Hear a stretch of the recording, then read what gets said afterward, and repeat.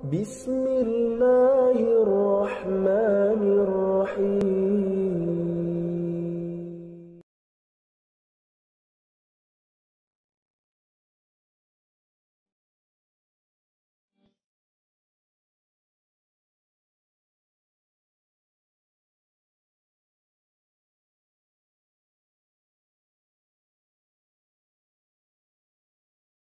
Saya akan sebutkan misal salah satu contoh kisah.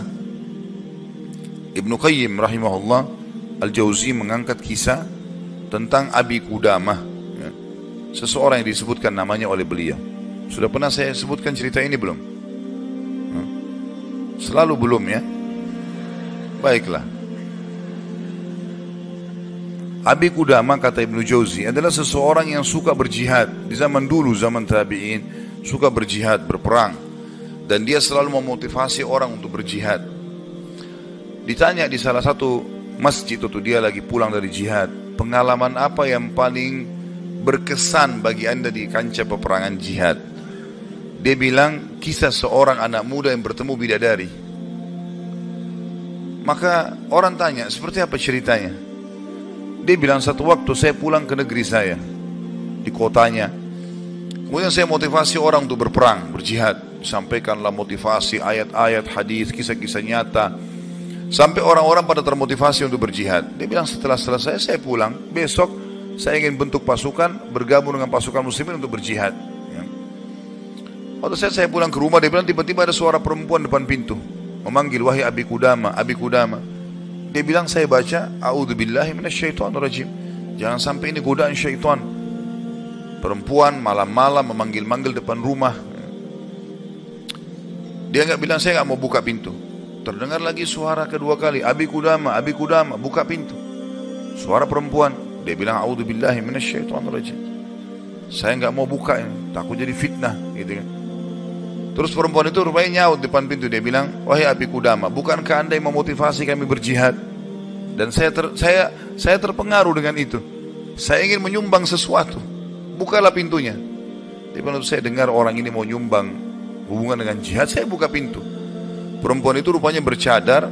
Dia bilang, pada saat saya buka pintu dan di hadapan saya tahu kalau orang ini kalau tidak pakai cadar, luar biasa Allah berikan kelebihan fisiknya. Terlihat wanita ini punya kecantikan, tapi dia tutup auratnya.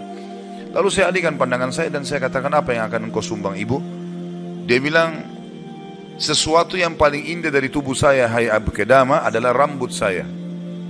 Saya memiliki rambut yang sangat bagus dan panjang. Maka saya sudah memotongnya dan saya sudah membentuknya supaya menjadi tali kekangan kuda. Maka saya minta agar rambut saya ini engkau jadikan tali kekangan kudamu, agar minimal rambutku ikut berperang. Abi Qudamah bilang, saya heran dengan imannya ibu ini. Luar biasa ini. Gak pernah ada orang terfikir seperti itu. Rambutnya panjang, lebat, tebal, dipotong, lalu dibuat sedemikian rupa sehingga bisa menjadi tali kekangan kuda. Jadi, pakailah ini Abi Qudamah. Abi Qudamah bilang, baiklah, diambil. Pada saat sudah diambil, Abi Qudamah mau tutup itu, dia bilang, sebentar, masih ada satu lagi Abi Qudamah. Dia bilang apa? Suami saya mati syahid. Dan semoga Allah terima. Semoga juga kami disatukan di surga. Dan dia mewariskan seorang anak laki-laki yang mirip seperti dia. Maksudnya keimanannya, fisiknya, segala macam. Saya harap anda tidak menolak anak saya besok ikut berjihad. Kata Abi Qudamah, baiklah. Tutup pintu. Besok pagi habis sholat subuh, habis syuruk, menjelang duha, berkumpullah orang-orang yang mau ikut jihad untuk bergabung dengan pasukan muslimin. Setelah Abi Qudamah bilang, saya motivasi mereka, datanglah seseorang dari belakang saya berteriak, Abi Qudamah, Abi Qudamah. Suara seorang laki-laki. Dia bilang, saya balik ke belakang. Waktu saya balik, saya seperti melihat matahari. Artinya ada seorang laki-laki putih, tinggi, gagah, rambutnya indah, fisiknya kekar di atas kuda. Dia bilang, saya sendiri kagum melihat orang ini. Luar biasa secara fisik, membuat orang sudah kagum. Dia bilang, terus dia bilang, hai Abi Qudamah, saya anaknya ibu semalam yang memberikan rambut kepada anda. Dan saya siap untuk ikut berperang. Dan wasiat ibu saya agar saya jangan pulang, suruh mati syahid. Kata Abi Qudamah, saya kagum melihat lagi anak ini. Sudah kagum melihat ibunya, kagum melihat anaknya. Bagaimana bagaimana keyakinan mereka berdua tentang janji Allah. Dan hidupnya di situ sudah. Lingkup hidupnya itu adalah yang dijanjikan oleh Allah dan Rasulnya. Udah, Allah bilang dapat ini, ya sudah, dia yakinkan iya. Sholat dapat ini, puasa dapat ini, jihad dapat ini. Yakin, tidak ada keraguan. Hidupnya terbentuk di situ, itu yang dijalani sama dia. Dia yakin meninggalkan juga dosa, ini adalah pintu yang baik. Kalau dia buat, dia akan jauh dari Allah. Maka dia berada di lingkup itu, kendaraan itulah. Kata Abi Qudamah, baiklah anak muda, kau masih muda, gitu kan. Saya akan letakkan kamu di bagian belakang pasukan. Anak muda itu diam. Dia bilang, Abi Qudamah bilang, ini saya tentu simpulkan ceritanya ya, karena saya tidak hafal secara lafaz letter tentang kisah, tapi saya datangkan poinnya gitu. Kata Abi Qudamah, waktu perang lagi berkecamuk, tiba-tiba anak muda ini sudah ada di depan. Lalu saya lihat dia, dan memang di pikiran saya dia bilang cuma anak muda itu saja. Saya datangin dia, hai anak muda, mundurlah. Kau masih muda, belum berpengalaman, gitu ya. Saya khawatir atas dirimu. Dia bilang, wahai Abi Qudamah, Allah berfirman, hai orang-orang beriman, kalau kalian bertemu dengan orang kafir, jangan kalian mundur. Allah bilang, jangan mundur, Anda suruh saya mundur, gitu. Gitu. Kata Abi Qudamah, saya nggak bisa bantai ini karena dia pakai ayat. Gitu. Maka saya pun berada di sebelahnya sampai akhirnya karena perang lagi berkecamuk terpisahkan, otomatis terpisahkan. Waktu pasukan lagi istirahat, saya coba cari anak muda ini. Saya nggak cari, pikirannya sudah nggak ada yang lain. Targetnya anak muda ini gitu. Itu betul-betul menarik perhatian dia. Dia bilang begitu saya lihat orang lagi istirahat semuanya karena capek berperang. Maka saya lihat anak muda ini sibuk menyiapkan makanan para mujahidin, mengikatkan tali kudanya, menyiapkan rumput kudanya. Pokoknya dia sibuk dengan itu. Jadi dia betul-betul menikmati apa yang sudah Allah dan Rasulnya perintahkan. Ini targetnya dan ini benar bagi saya. Selesai. Ini adalah konsep hidup saya. Gitu. Maka Abi Qudamah bilang, saya kagum melihat anak muda ini. Kemudian perang berkecamuk lagi. Berkecamuk lagi, yang kedua kali. Kemudian pada saat lagi maju, saya lihat anak muda itu di depan. Saya datangin lagi, hai anak muda, ke belakang lah. Dia bacain lagi ayat. Wahai Abi Qudamah, Allah berfirman, hai orang beriman, kalau bertemu dengan orang kafir, jangan kalian mundur. Bagaimana Allah bilang jangan mundur, Anda suruh saya mundur? Abi Qudamah diam, tidak bisa bantah karena dikatakan ayat. Berkecamuk peperangan dipisahkan oleh prajurit yang saling serang satu sama yang lain, sampai akhirnya tiba malam hari waktu istirahat. Kata Abi Qudamah, dua pasukan istirahat. Lalu saya cari, di mana anak muda ini? Di kemah mana dia? Cari-cari sampai dapat kemahnya. Kata Abi Qudamah, waktu saya masuk dalam kemahnya, saya temukan anak muda itu sedang tertidur dan senyum. Senyum lebar gitu. Saya penasaran anak muda ini lagi mimpi apa gitu. Dia bilang, saya tunggu sampai senyumnya sudah redah. Kemudian saya tepuk, bangunkan. Hai anak muda, bangunlah.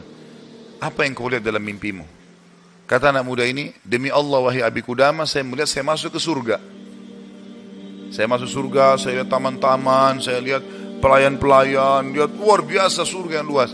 Dan saya lihat seorang wanita yang sangat cantik, saking cantiknya sampai saya tidak sabar untuk menjamahnya. Gitu. Lalu dia mengatakan, belum waktunya hai suamiku. Padahal sebenarnya anak muda ini belum menikah. Ya. Lalu dia bilang, engkau, perempuan itu bilang, engkau akan bertemu dengan aku besok siang. Kata anak muda itu, setelah itu Anda bangunkan saya. Dan saya berharap Allah membuat saya mati syahid besok. Untuk mendapatkan apa yang Allah janjikan. Yang jelas, kata Abi Qudamah, saya kagum. Artinya Abi Qudamah pun sekian tahun berjihad belum pernah mimpi seperti ini. Gitu kan? Besok pagi dia bilang berkecamuk lagi peperangan. Saya temukan anak muda itu di depan. Terus dia menyerang musuh. Gitu kan? Sampai akhirnya peperangan selesai. Dan sudah menang muslimin. Korban banyak di musuh dan di orang muslim. Anak Abi Qudamah bilang target saya mengejar mana? Cari anak muda ini. Terbunuhkah atau belum terbunuhkah? Dicari. Dia bilang saya cari di jenazah prajurit muslim yang disusun. Ternyata ada bergeletakan. Saya temukan ada anak muda itu. Penuh dengan darah. Ya. Tapi masih hidup. Dan dia lihat waktu saya datang dia dengan senyum mengatakan, Abi Qudamah kesinilah. Dalam kondisi lagi luka-luka ini. Berdarah-darah. Gitu ya. Kata Abi Qudamah, saya pun datang. Apa beritamu hai anak muda? Dia bilang, hai Abi Qudamah, kalau kau pulang nanti ke kampung kita, ke negeri kita, sampaikan ke ibu saya salam dan bilang impian beliau sudah terkabulkan. Artinya saya akan menyusul ayah saya mati syahid. Lalu pesannya ini luar biasa. Dia bilang apa? Wahai Abi Qudamah, Apa kau ingat kisah tadi malam bidadari dalam mimpi saya? Kata Abi Qudamah, iya. Sekarang ada di sebelah saya, sedang senyum dan menunggu ruh saya keluar, lalu dia akan membawa saya ke surga. Lalu kata Abi Qudamah, orang itu pun meninggal dunia dalam kondisi dia tersenyum, gitu kan. Maka Abi Qudamah bilang, saya menangis, gak bisa menahan melihat luar biasanya. Ibunya luar biasa, anak muda ini luar biasa, 17 tahun, punya kelebihan fisik yang mungkin tadi saya bilang, kebanyakan kita di Indonesia dihabiskan pada hal yang foya-foya, coba-coba kemaksiatan. Ini semua omong kosong nih, dari syaitan, bukan begitu. Anak muda ini dididik oleh ibunya untuk targetnya surga. Bagaimana berperang mati syahid, seperti itulah. Kata Abi Qudamah, saya pun menguburnya. Waktu kami pulang ke negeri kami, target saya ke rumah ibunya, bukan ke rumah saya lagi. Orang semua pada pulang ke rumahnya, ketemu keluarganya. Dia bilang, saya cari ibunya anak muda itu. Begitu dapat rumahnya, saya ketuk pintu, dibuka. Ibu itu buka. Ibu itu begitu lihat saya tahu Abi Qudamah. Dia bilang, wahai Abi Qudamah, apa kau datang berbelasungkawa atau kau datang untuk membawa berita gembira? Kata ya Abi Qudamah, apa maksud anda ibu?